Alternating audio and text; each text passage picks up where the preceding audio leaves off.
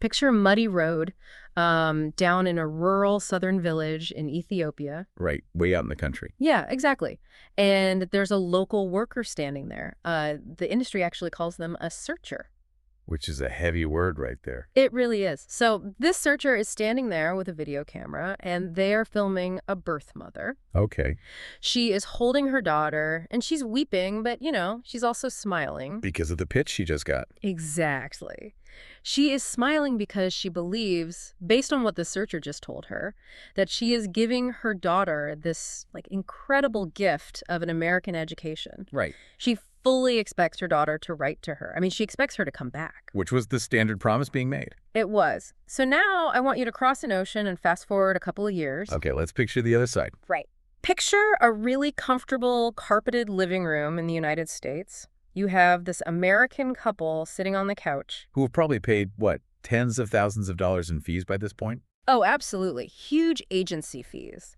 And they've paid all this because they were told they were rescuing an abandoned orphan, a child who had literally no one else in the world. Right. And standing in front of them in this living room is that same little girl from the muddy road. Wow. And she has learned English now. She looks at these completely baffled adoptive parents and just asks, when am I going back? My mother is still alive. I miss her. It's a completely devastating moment. It is. And the thing is, that immense tragic gap between the mother on the dirt road and the adoptive parents in that living room, it's not some random mistake. No, it wasn't a glitch. Right. It is the product of an incredibly efficient, structurally optimized system. So welcome to today's Deep Dive. I am your host, and we are going to trace the anatomy of a manufactured market.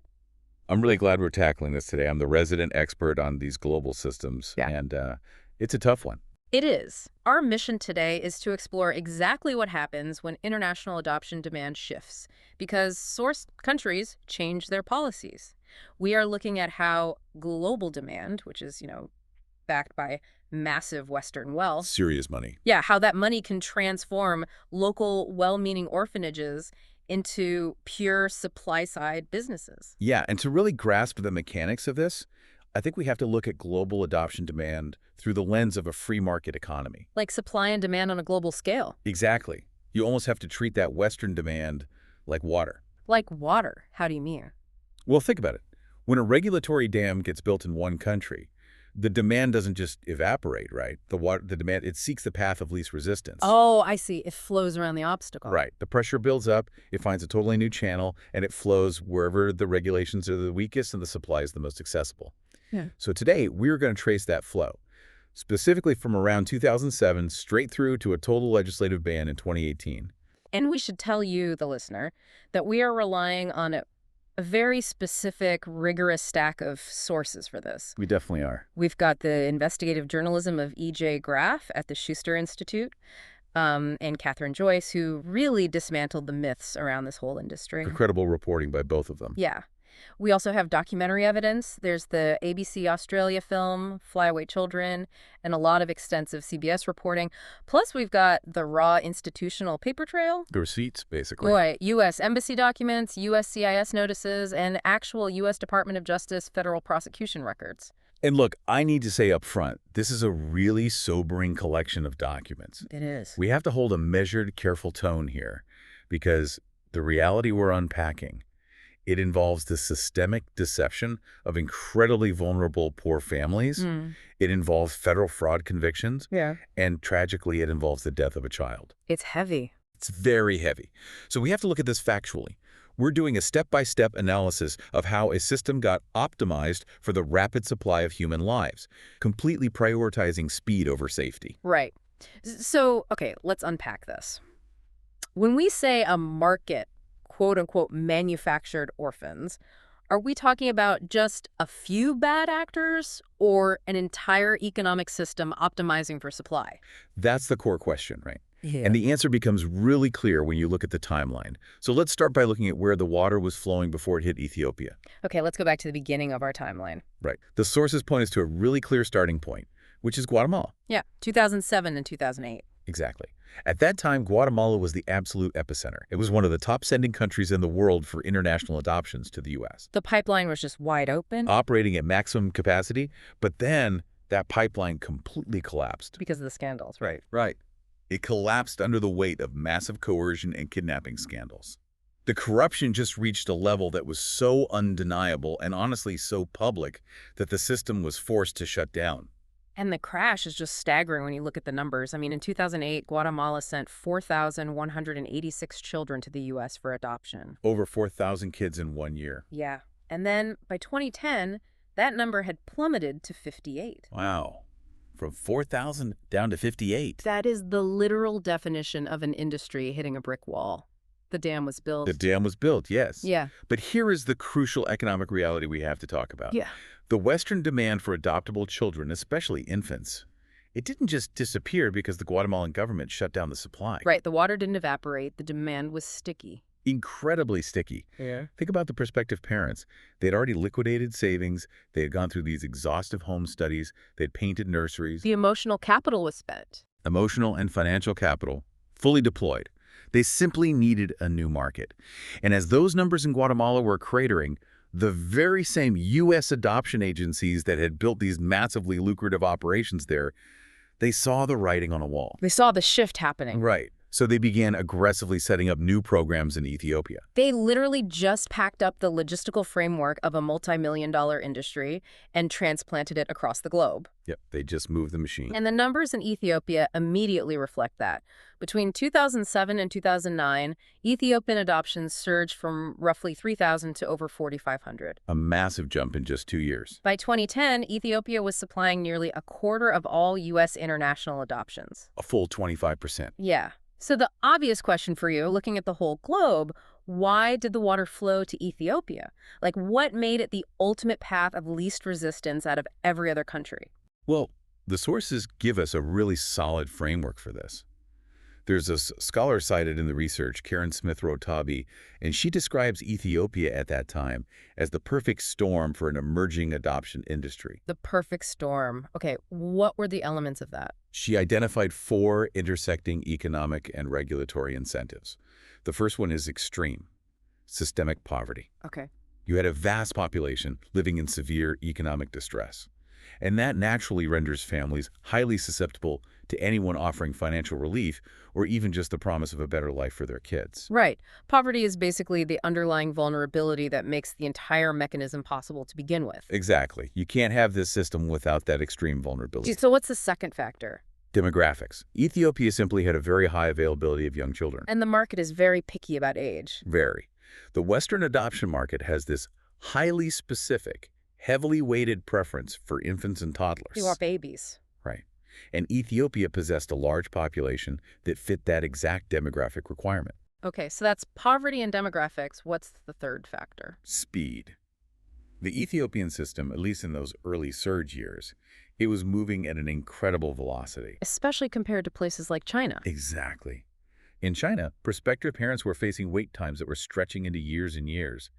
And in any market, but especially this one, speed is a premium selling point. So you have poverty, the right age demographic, and fast processing. But there's a fourth factor, right? Yes, and the fourth incentive is the true catalyst here. Ethiopia was not a signatory to the Hague Convention on protection of children and cooperation in respect of intercountry adoption. Ah, here's where it gets really interesting. Because to use the analogy of unregulated industries, the Hague Convention is the big regulatory body. It is the gold standard for oversight. Right. It requires rigorous accreditation, intense oversight, really specific ethical practices to prevent child trafficking. Lots of audits and compliance. Yeah, but because Ethiopia wasn't a Hague signatory, U.S. agencies that couldn't pass that rigorous Hague accreditation process back home, they could just bypass all those hurdles. They could just move their operations to Ethiopia. Exactly. They avoid the heavy compliance costs, they skip the ethical audits, and they stay in business. It was just this massive regulatory loophole. It really was. The dam was built in Guatemala, and the industry just found a non-Hague nation with extreme poverty, the right demographics, and fast processing times. And the floodgates just opened. They did. But here is the central problem they ran into with this new market. It's an issue of supply. Right, because there's so much demand. Exactly. When you have a massive influx of Western money demanding thousands of adoptable infants, the natural supply of genuine unattached orphans gets exhausted really quickly. There are only so many actual orphans. Right, so the market has to manufacture its own inventory. Which brings us right to the ground floor of this supply chain. Well, How do you actually generate thousands of quote-unquote orphans to meet this Western demand? and this is where the investigative work is so crucial. Yeah, investigators like Erin Dole from Against Child Trafficking and journalists like Catherine Joyce, they spent years documenting this very first step, which they called recruitment. Just using the word recruitment in the context of humanitarian aid, It's chilling. it really is. Hmm. It immediately signals that something is fundamentally warped. So break down this recruitment infrastructure for us. Well, it relied on these individuals known as brokers, or sometimes they called them searchers. And these weren't necessarily independent, shadowy operators sneaking around. Really? I would have pictured them as smugglers or something. No, frequently they were actually salaried employees of the orphanages themselves, Wait, really? On the payroll? on the payroll, embedded in institutions that were supposed to be providing care, and they treated the rural southern parts of the country, specifically a region called the Southern Nations, Nationalities, and Peoples Region, or SNPR. They treated that area as their primary operational zone. Just treating local villages like recruitment grounds. Exactly. They were actively scouting rural health centers, community clinics, remote villages. So walk me through how that actually works. A broker drives out to a remote village in the SNNPR. They locate a family living in grinding poverty. Often, we're talking about illiterate families with virtually no access to outside resources. Very vulnerable people. Right. And the broker makes their pitch, but the pitch wasn't, hey, relinquish your parental rights so an American family can adopt your child forever. Oh, absolutely not. That pitch would have failed instantly. Right. The deception occurred right at that initial point of contact. And it really weaponized a profound cultural divide. How so? What did they tell them? They approached these families with what sounded like an incredible opportunity. They framed the whole adoption as an educational scholarship. Just a chance to study abroad. Exactly. They told the parents, your child will go to America, they'll receive a world-class education, and you'll get updates. And often they even promised the family financial support. But the core of the deception, the really insidious part, was the absolute assurance that the child would eventually return. So they were actively lying about the permanence of it. Completely.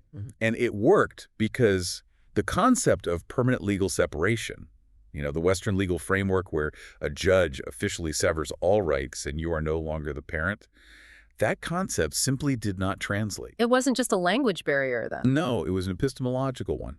In rural Ethiopian culture at that time, there was just no notion of a clean break adoption. The parents fully expected to remain parents. Right. They believed they were making a sacrifice to send their kids to a great school. Which brings us back to that massive disconnect we talked about at the very beginning. Picture the searcher driving down that muddy road, filming a birth mother who believes her daughter is just going off to school and coming back. Yeah. And then picture that living room in the United States.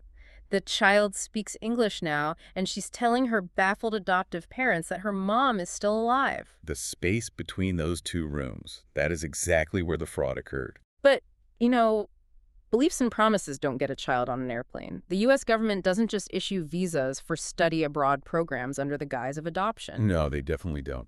The market had to create a legally binding paper trail to move that child from the rural village into the American living room.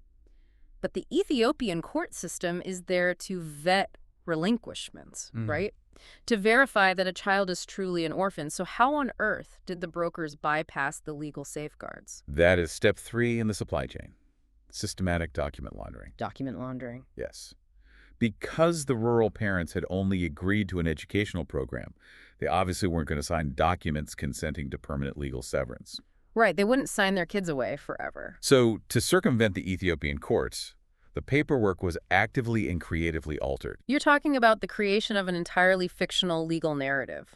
Completely fictional. For example, geographic relocation was a huge tool.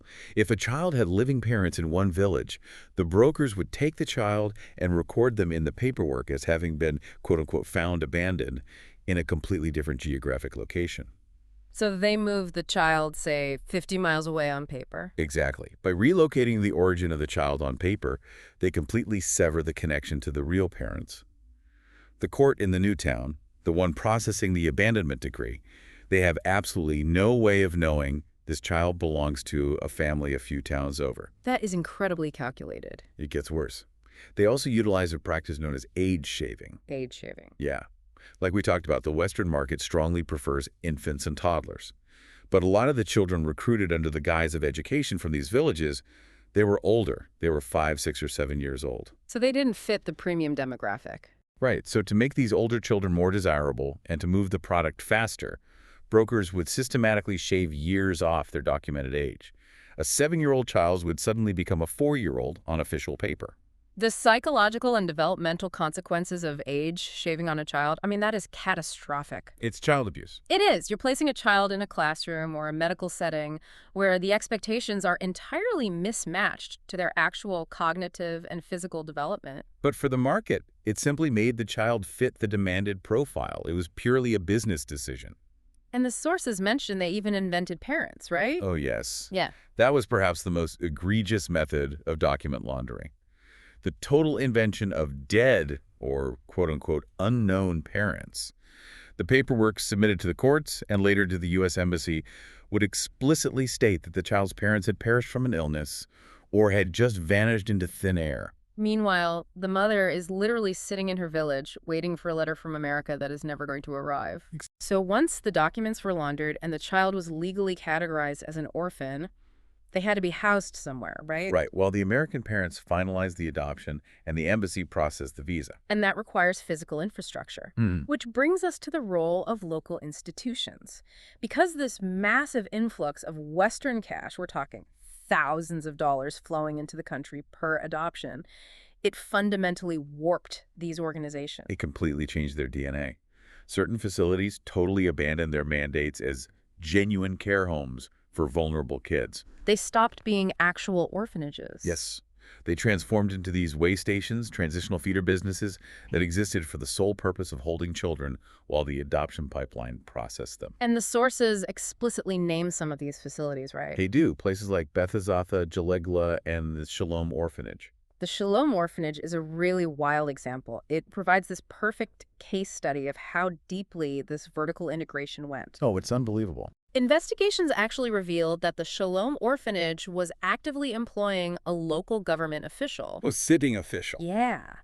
This official, while simultaneously drawing a government salary, was tasked by the orphanage with going out and soliciting relinquishments from local families. It is the ultimate manifestation of a supply-side business. The orphanage isn't a safety net of last resort anymore. It has vertically integrated the entire process. Right. It controls the recruitment through a compromised official, it manages the housing, and it controls the supply line to the Western agencies. Which forces us to look at the other side of this transaction. The U.S. agencies collecting the massive placement fees. Exactly. Because the question always comes up in these scenarios. What about the Americans? Were the U.S. agencies simply duped by really sophisticated local brokers? Just innocently sitting in their offices reviewing stamped paperwork. Right. Were they acting in good faith, or were they actually complicit in the laundering? Well, the investigative record points toward profound complicity. At a minimum, a lot of agencies engaged in willful ignorance. They just chose not to look too closely. Right. They failed to independently vet the laundered paperwork. They accepted documents that frequently contained glaring, obvious inconsistencies, because challenging the paperwork would mean slowing down the revenue stream. The financial incentive was tied to completion, not verification. Exactly. But the sources reveal that the complicity went way beyond just turning a blind eye. In some instances, the U.S. agencies actively managed the deception. This part is so sinister to me. There is this deeply unsettling detail in the reporting where at least one adoptive parent explicitly stated they were coached by their U.S. agency on how to bypass U.S. embassy scrutiny. Yes. The adoptive parents had somehow figured out, before the process was finished, that the child's birth parents were in fact still alive. Right. They realized the paperwork was fake. So they raised this issue with their U.S. agency, and the agency actually instructed these American adopters to lie to the U.S. embassy in Addis Ababa. They told them to lie to the federal government. They were told to explicitly state to embassy officials that the living birth parents were dead. An American agency instructing its clients to commit federal visa fraud just to push an adoption through. I mean, that completely strips away any illusion that child welfare was the priority here. It was all about volume and speed. The whole architecture was optimized for it. You've got village recruiters, laundered abandonment decrees, feeder orphanages, and U.S. agencies pushing the paperwork through the embassy. It's a machine. It is. Yeah. So how does a highly profitable machine like that finally break down? Well, systems with that level of financial momentum, they don't just self-correct. The reckoning definitely wasn't immediate, and it did not originate from within the adoption industry itself. So what broke it? The systemic failure was exposed through a convergence of three distinct channels. You had relentless investigative journalism, you had an undeniable human tragedy, and eventually, federal criminal prosecution. Let's talk about the journalism first, because that exposure really began to crack the foundation around 2009. Right, and up until that point, the prevailing public narrative in the West was basically this orphan rescue narrative. The idea that millions of children were just languishing, totally unattached, waiting to be saved. Right, but then the media began to actively dismantle that myth. The major turning point for public consciousness was actually an Australian documentary aired by the ABC network. It was titled Flyaway Children. And we should clarify for the listener, as the sources note, that this is very different from the Ethiopian film Defret. Oh yes, completely different. Defret is a film that deals with child marriage. Flyaway Children was a targeted, devastating expose of the international adoption industry. And it's zeroed in on Christian World Adoption, right, which was a major U.S. agency. The documentary exposed practices that the filmmakers explicitly characterized as, quote-unquote, child harvesting. Child harvesting. They literally put a camera on the recruitment system. They showed the Western public exactly how those brokers operated on the ground. It made it impossible to ignore. And simultaneously, you had CBS News over here in the States airing these really powerful reports. Yes, those CBS segments were huge. They were interviewing children who had been adopted to the U.S. And these kids, now that they had learned English, they were exposing the lie on national television. They were just stating very clearly, I am not an orphan. My parents are alive. I have brothers and sisters back home. Imagine watching that on the evening news. Yeah. And at the same time, you had print journalists doing the really deep structural analysis, people like E.J. Graff and Catherine Joyce. They weren't just reporting on sad individual cases. No, they were mapping the actual economics of the system. They framed the whole world orphan crisis as largely an illusion that was distorted by Western money. The influx of cash didn't solve an existing orphan problem.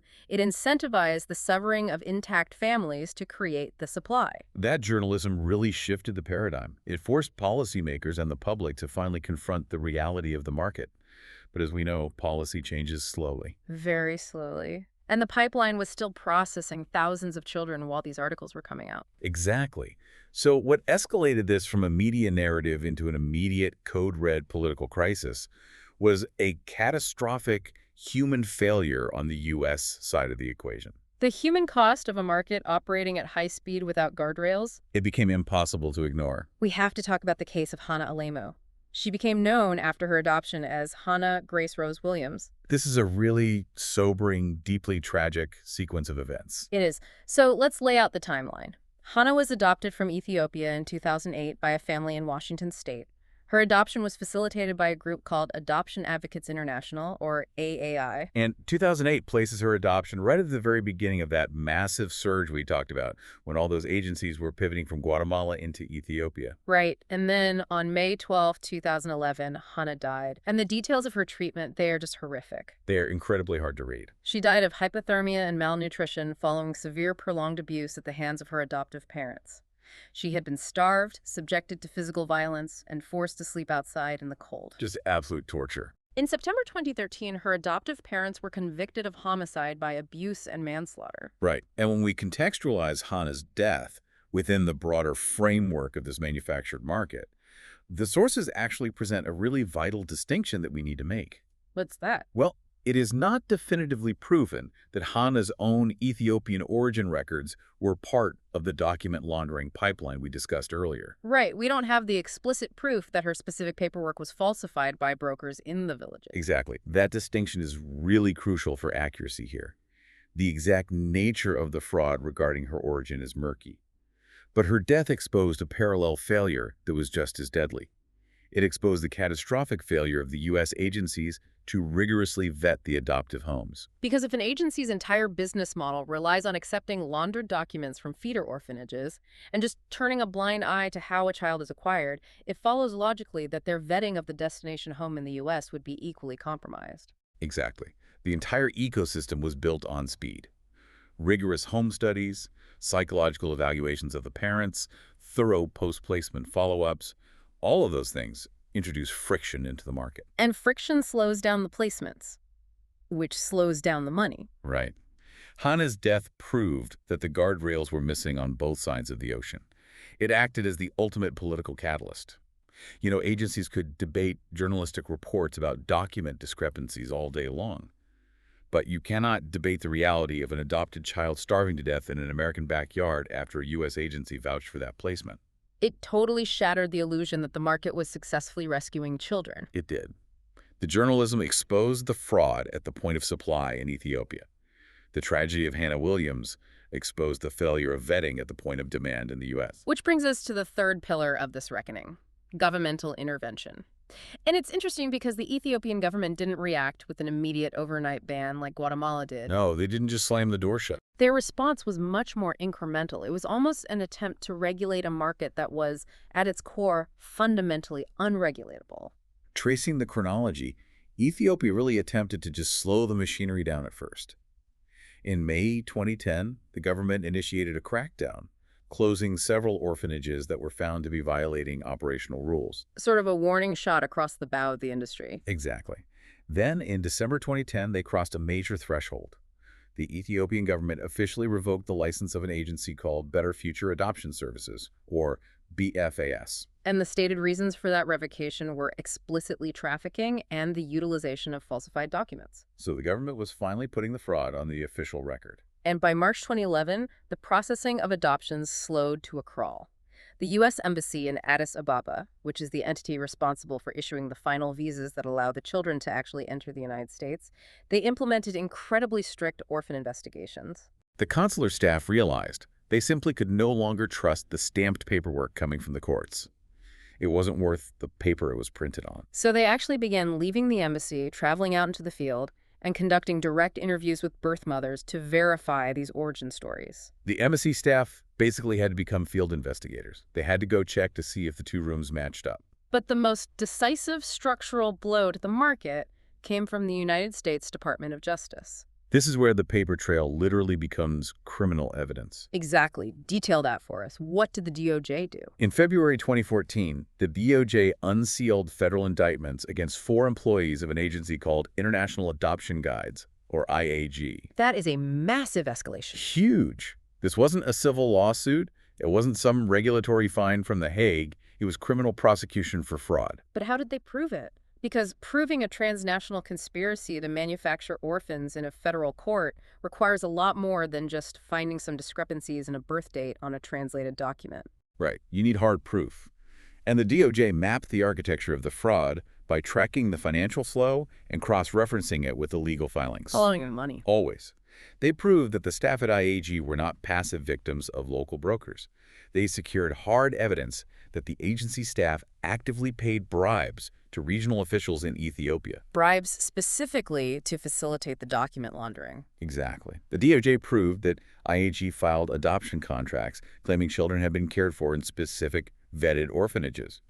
But the investigators proved those children had never even lived in those facilities. They exposed the whole way station model. Yes. They proved it was a deliberate legal fiction designed purely to bypass the courts. So these DOJ indictments demonstrated in court that this wasn't just some isolated village-level fraud. It was a highly coordinated conspiracy. And it resulted in guilty pleas in 2014 and 2015. The shock waves from those convictions just began tearing down the biggest players in the industry. Christian World Adoption, which was that massive agency exposed back in the 2009 Flyaway Children documentary, they filed for bankruptcy in 2013 amid this whole cascade of lawsuits and plummeting adoption numbers. The walls were closing in. And Adoption Advocates International, the agency responsible for placing Hana Williams, they officially ceased operations in 2014. The entire ecosystem was collapsing. It was collapsing under the weight of legal liability, intense embassy scrutiny, and a public narrative that had completely shifted. It was no longer humanitarian rescue, it was human trafficking. The friction in the market just became too high to sustain the business model. It wasn't profitable anymore. Which leads us to the final, definitive action, the legislative endgame. The dam is finally built in Ethiopia. Right. Because despite the embassy field checks and the collapse of all these major agencies, the Ethiopian government eventually reached the conclusion that the system just could not be reformed. It had to be eliminated. Exactly. And it happened pretty swiftly in the end. On November 8, 2017, the Ethiopian government imposed a strict moratorium, halting all intercountry adoptions. Just a hard stop. A hard stop. And just a few months later, on January 9, 2018, the Ethiopian parliament took the definitive step.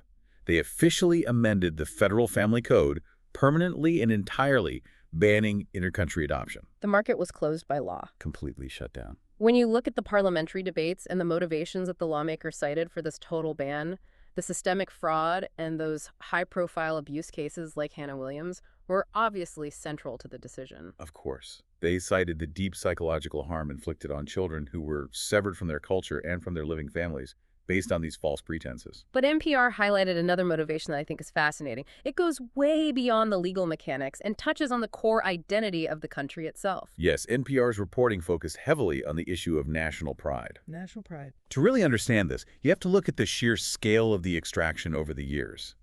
Since 1999, Ethiopia had exported over 15,000 children to the United States alone. I mean, 15,000 children, that is practically a generation. It is a demographic hemorrhage.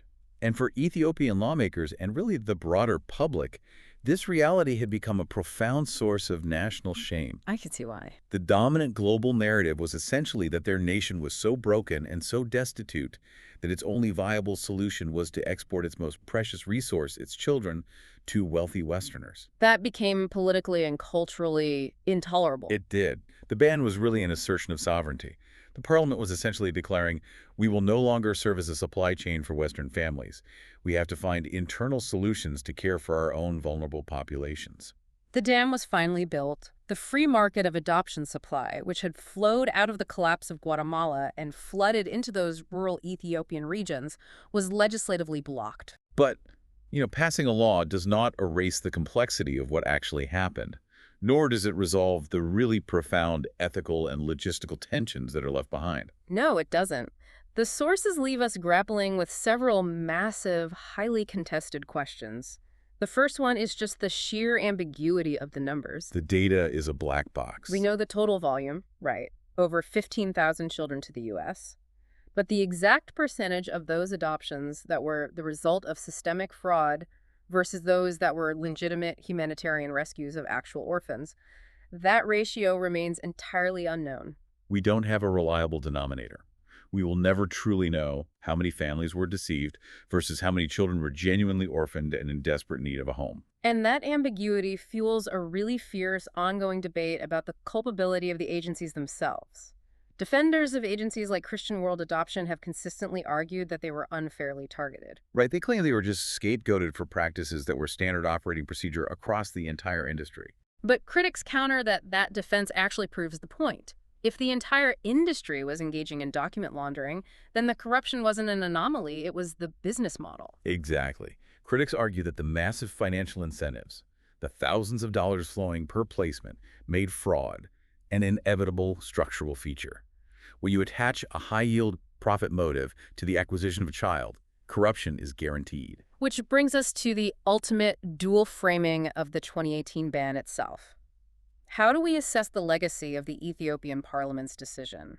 Because the sources present two highly defensible yet entirely contradictory framings. They do. On one side, the ban is viewed as a necessary, heroic legislative act, one that protected Ethiopian families from an exploitative neo-colonial market. It successfully dismantled a machine that was harvesting children. Exactly. But the opposing framing looks at the devastating collateral damage. Because what happens to the genuine orphans? Right. Did the ban, in its absolute totality, tragically strand genuinely parentless children in underfunded institutions? I mean, if a child truly has no family, no local options, and the door to an international home is welded shut by the parliament, what is their fate? That is the agonizing zero-sum nature of this whole conflict. It's the clash between noble humanitarian goals, the very real desire for every child to have a loving home, and the brutal reality of market economics that completely corrupted the process. When the government shut down the corrupted process, they simultaneously had to shut down the legitimate avenues for humanitarian rescue. The fix to the systemic problem carries its own really profound tragedies. We started this deep dive by treating global adoption demand like water. When the pressure builds, it finds the path of least resistance. It always does. The dam was built in Guatemala in 2008. The water flowed to Ethiopia. Then the dam was built in Ethiopia in 2018. But that demand, that sticky desire backed by significant Western wealth to find an adoptable child, that hasn't evaporated. Not at all. If the fundamental economic incentives remain unchanged, the question is, where is that demand quietly flowing right now? What new country, what new vulnerable population is currently serving as the new path of least resistance? Have we actually dismantled the architecture that manufactured orphans, or are we just waiting for the next regulatory loophole in a new country to make headlines? That is the million-dollar question. It is something to seriously mull over. Thank you for joining us as we trace the mechanics of this incredibly complex system. We'll be back next time to keep analyzing the hidden forces that shape our world.